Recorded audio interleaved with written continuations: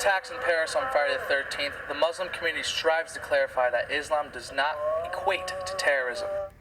The reality is that there's, a lot of Americans that have given into Islamophobia, whether implicitly or explicitly, and we want to be in the community. We want to make sure that government agencies aren't unknowingly passing legislation that can negatively impact the Muslim American community and even broadly the entire American community.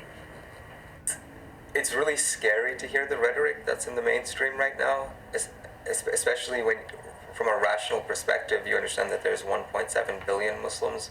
The real meaning of the religion of Islam is peace and surrender and submission yourself completely to the will of God, Almighty God. That's basically the main definition of Islam.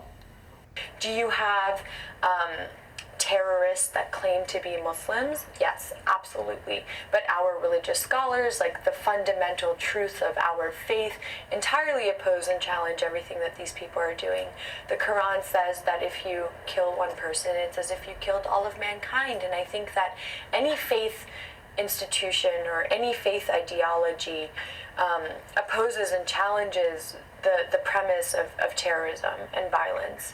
It's unquestionable. I mean, from the Islamic perspective, the taking life of an innocent civilian is completely unacceptable.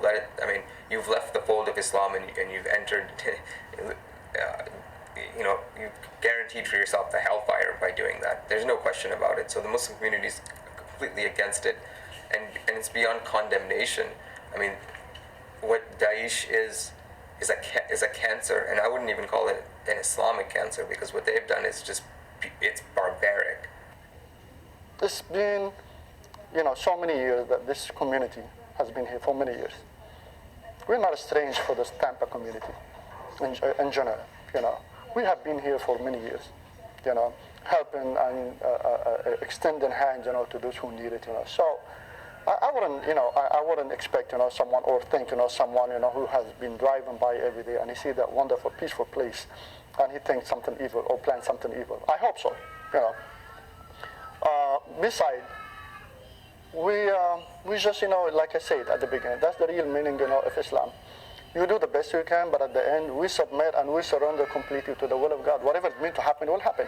You're not going to stop it. I'm not going to stop it. That's basically the meaning of Islam. You do the best you can.